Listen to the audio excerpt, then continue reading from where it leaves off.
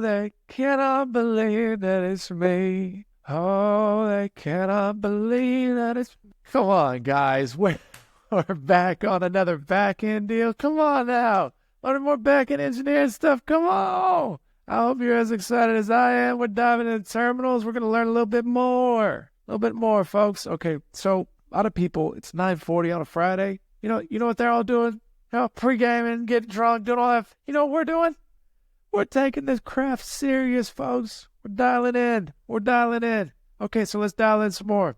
So standard in. If there is a standard output, there must be a standard input, right? Okay, seems appropriate. Seems appropriate. So standard input, usually called standard in or STDN, standard input, is the default place where programs read their input. It's just a stream of data that programs can read from as they run. Okay, cool. I like it. All programming languages have a simple way to read from standard, and in Python, it's the input function. Name input. Okay, so then in our terminal, we can answer that question, assign it to the variable, what is your name, and then print it out. How cool is that? We can do a little bit of back and forth stuff. So let me show, do we have a Python? Let's see, so Python online ID. Let's fire up one of these real quick. Okay, cool. So we have a Python deal right here. So what they're saying is we could say name, assign some variable name, right? Give it some input and say, what is your age? I am 29 or 28, about to be 29. And then we could print it out and say, you are, we actually need the F string, right? Right? Can we do this? Python, is this going to work? Let's see. Okay, so let's run it. Boom. Stop. What is your age? I'm 28, almost 29. You are 28. Just like that, guys. Just like that. We do standard in, standard out. Boom, boom. Okay. Well, let's see what we need to do in relation to the World Bank deal. Crack open this terminal here. Get a little sip of the Pellegrino, the same Pelly. Gosh, this is great. Okay, so run the World Bank private bin, World Bank SH program again. Notice that it makes us use the standard in. Okay, so hold on. Let's get to this deal. World Bank, where is it? Guys, we got a new computer here, so... Oh, there it is. Okay, so we're in the World Bank folder now, in the World Bank directory. I'm CDing into it. Let me zoom into the terminal for y'all. Clear this up. Okay, so private bin. We need to go to the bin. We're in the bin. And let's go to the World Bank file. So let's just run it. We could say /world.sh. Please enter your name. This is where we'll do it. Boom, PAGS, just like that. Please enter your email. We'll say pags@pags.com. Wish it was my email. It is not. Your name is Pags. Your email is pags@pags.com. Goodbye. Cool. I think that's what we're supposed to do. Okay, nope. Okay, so notice that it makes us use the standard input to read your name and email. Take a closer look at the code in the World Bank SH file. Okay, so let's open up this code in the file. So I'll see nano/World Bank SH. Let's look at it. Boom, here it is. Really? It's going to do this? Really? Come on now. Copy the command's name into the input field that you just answered. Did it want, let's see. Let's go back. Maybe it wanted, let's see. Maybe it just wanted this. All right, we're gonna peek at the solution, guys. Come on. Read name email. What in tarnation? Oh, read name email. Here it is. Boom. Read name email. So maybe it didn't need this. What was that called again? The hash exclamation point thing. What was that called? What is this? What is that again? What was it? One more time. We forgot what it was. Specifies the program. The script should be executed but not explicitly called. Let's see. Shebang. Okay. I roughly forgot what the shebang did. What we could say here. What does a shebang do? In Linux, I forgot, guys. Okay, so it tells us the system interpreter to use parse the remainder file. Okay. Love learning. So let's just go ahead and copy this in, see if that'll pass it for us.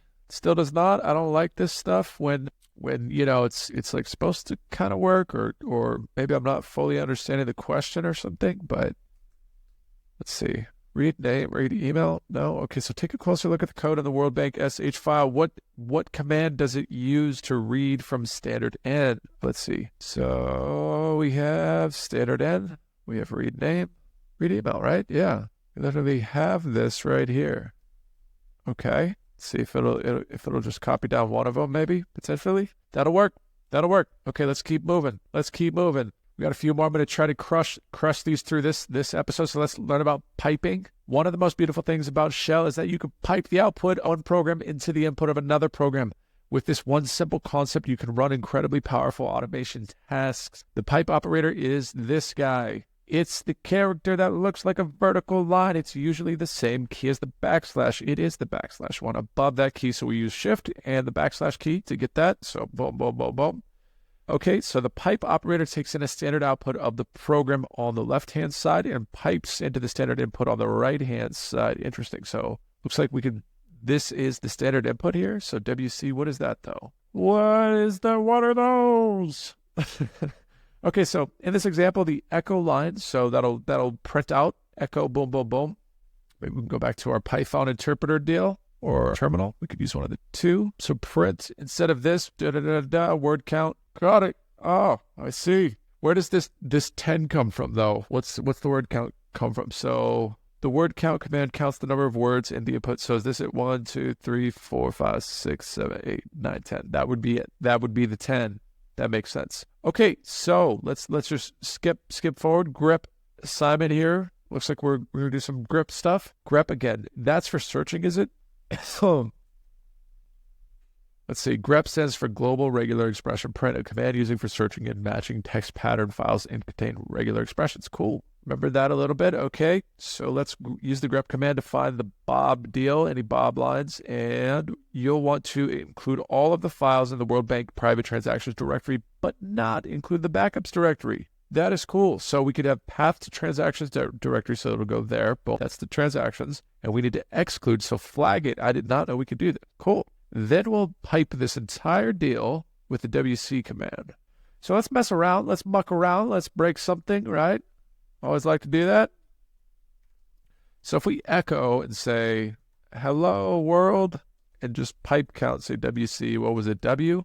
2. Cool. So cool. Look how cool that is. That is so cool because there's 2 words right there. Boom. Hello and world. Okay, so let's do this grep command. Let's do it. Let's do it. That's not the grep command we need. This is going to be the deal right here. So let's see. We want the private transaction. So we're almost there to the transaction. So I'll say grep Bob, all this stuff, and I need to go to the transactions directory right here, the path to it, and say /transaction. Believe that's all we need, right? Boom. Look at that. Bob is all over these transactions. I don't know. Bob sounds like a Fed, folks. He sounds like a Fed. I'm just being honest. Just being honest.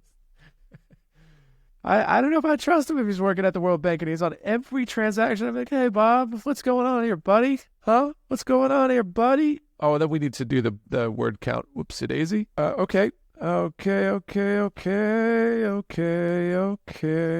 -L. So what is the -L, the number of lines? Ooh. Yeah, you don't want to tell IRS that one, Bob. Don't tell IRS that one. 3,900 lines and you're part of a World Bank? I don't know, Bob. I don't know, Robert. I don't know. Okay. So interrupt, excuse me. Sometimes a program will get stuck and you'll want to stop it. Commands for this. You made a typo. Control C. Okay, we've done a few of these. So just you want to stop the thing that's going thinging. You want to undo it. So how we can do that is in the terminal. So again, if we nano into a file or something, actually to nano out is Control X. But let's say we're doing like PMI, framer motion into here or something. First, it should say this won't work because there's no package manager. But if it does, it'll start and we can hit Command C. Boom, it'll cancel it out. Done. But it does have a package manager, so it did work actually. So cool. Cool. There's the package log. So that would make sense. Okay, so inside the World Private Bank bin directory, there is a program called malicious.sh. Sketch E. Sounds scary. Probably is. As a good security auditor and knowing that you are on the secure system with no internet access, you want to see what this program does. Go ahead and run it. Bob probably wrote this. You know, he's trying to hack our computer. Freaking Bob. Okay, so CD private, boom. Here we go. CD bin. We're gonna get into that thing. CD. We'll say /malicious.sh, doing scary stuff, and we can go ahead and if you run it forever, it will run forever if you let it. Okay, cool. Just send a int signal. Okay, cool. To stop it, paste the lines of the output when we stop it. Okay, so let's stop it. Malicious skullduggery complete. Signed by Bob. Okay, let's see. Let's see what's actually in that file, right? Okay. I don't know, guys. I don't know. Personally, you can't trust him. You can't trust the rat. You can't trust the rat. Yeah. I don't know. Bob's the one writing these malicious files. See, he even signed his name here. You see, he signed his name here. Okay. All right. Enough mucking around. Enough framing Bob as some supervillain here. Okay. Let's go ahead and cancel this stuff. And I think it just wants that line. Let's go ahead and copy it in. Boom. Cool. I wonder if we did have the Bob flag, if it would still do it. No. Okay. Well, good to know. Always good to test stuff, try to break stuff, try to sneak away around and stuff. Okay, so kill. Sometimes a program is in such a bad state or so malicious that it doesn't respond to the sig int, in which case the best option is to use another shell session, a new terminal window, to manually kill it. Oh, okay. I didn't know you could do that. So kill PID. PID stands for process ID. Every process that's running on your machine has a unique ID. The process status command can be used to list the processes running on your machine and their ID. Okay, so the aux options is just to show. Sorry, guys, my chair. I'm trying to scooch a little closer. The armrests were blocking me from doing it. Okay, so the aux options just means show all processes, including all the auxiliary ones. That's what I hear. So auxiliary just roughly help. Okay, so or like auxiliary things. So auxiliary options. It makes sense to me. Processes that are auxiliary to what you're doing. So all the other ones, the help ones, are the auxiliary ones. Okay, so you did some digging and found out that the malicious program actually has another mode, force. Okay, so we'll go ahead and run this again. So it'll get into this, and then it looks like if we try to Control-C, it won't work. On a second terminal, we need to grep ps aux and then grep command to find what it is, and then kill the PID. Okay, fun. Okay, so boom. Let's see. So we can run this and say force. And if we do C, hi, you can't stop me. So what we need to do is fire open a new terminal. And I think we could just say ps aux. Let's see. I don't know how much I want to show here, right? Let's see, CD software, CD world bonk.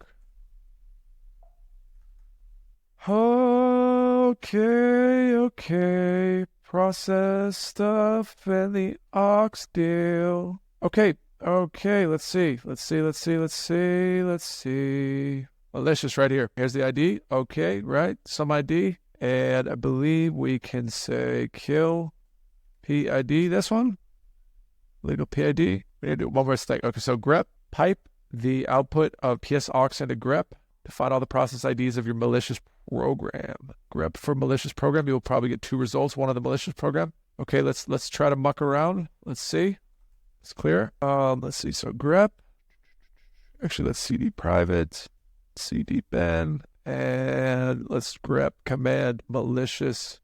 Okay, that didn't do anything because we need to search for something. So grep command ps aux maybe. Let's see. Let's muck around, break something, right? ps aux.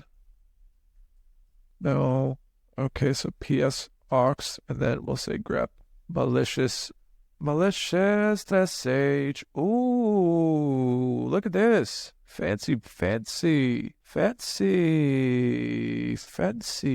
Okay, I'm not sure. So once we do that, pipe the output of ps aux into grep. So does the pipe, so ps aux on on the left side, and then right we do the.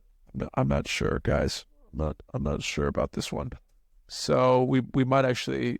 You know what? I'm gonna use a little cheat sheet over here. He's my dear friend, my trusty intern. He sticks with me wherever I go. His name is ChatGPT. ChatGPT. Should I use boom? Okay, so let's see. I am just unsure. So PS grep. Oh, it is that. Okay. Well, that was anticlimactic. We also found this earlier. So how do we kill that? Kill -9 is what it says. .pd. But let me see this. Paste this in. This is the line. So this is the ID. This has to be the ID, right? Has to be the ID. The 68831, right? So if I said kill PID, let's see. No, it's not it. That's not it, folks. That's not it. What should I have? I kill CLI line, right? Assuming we've correctly identified the right process, the right PID, which is going to be one of these numbers. Got no idea which one. Here's just how do we know what number is the PID, right? What number is the PID in my PS aux command, right? ChatGPT is not really helping a bunch. So is this the PID? This is the PID, right? Grep is grepping itself. Try something like this. Okay, so this is for a different command. This is for what if we did kill malicious malicious.sh? Would that work? This is what ChatGPT is saying is wait, did it actually? Oh, it killed it. Oh, it worked. Let's try one more just to see if it was like just ran out of time or something. So which one killed it? Wait, how did it kill the PID, right? How did it do that? Okay, so let's say kill PID. We'll try one more time. 68838. Maybe it just timed out, ran out of time on us, right? 8838 and is it just 68838 like this? -9 maybe. No.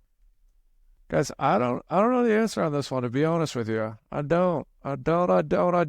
So, oh, were we not supposed to kill it quite yet? So run PS aux head 1 to see, boom. Okay, so we saw that where it said, ha, you can't stop me when we try to stop it. Boom. So is that's all it wanted?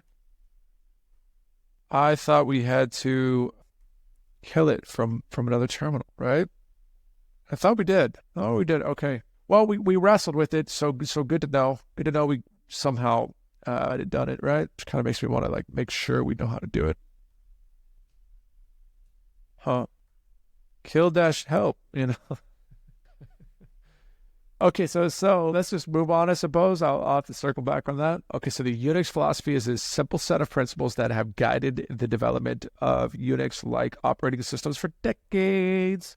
It can be summarized as such: write programs that do one thing and they do it well. Singleton patterns. Okay, so write programs to work together. Write programs to handle text streams because that is a universal interface. Write programs that do one thing and do it well. Okay, so ls, grep, less, great. Write programs to work well together, so grep and less. Write programs to handle text streams. So this point is more the how of the previous point. Programs that run together easily well when they all use the same interface. So a text stream is just a sequence of characters that can be read or written sequentially. In other words, words. A text stream. It's just text. This harkens back to the point we talked about at the beginning of the course. The shell is a command line text interface. The text-based interfaces are much more powerful and extensible than graphical interfaces. That's why developers have been using them for decades, and why what we can do with them looks like magic to the uninitiated. Which also terrifies me thinking about large language models, right? Think about that. What they just said here, text streams are highly universal, and large language models, the AI stuff, potentially it's highly universal. And here's the additionary, the auxiliary abstraction. AI computers don't have to make it human readable. We do for us. So it opens a whole new world in my brain. What if there's all this sub-layer communication going on behind these computers that maybe it's compiling the right things, maybe it's not. But we write in JavaScript in Python, but these are abstractions above the ones and zeros, the binaries, folks. So even text is still an abstraction above the binaries. So it's,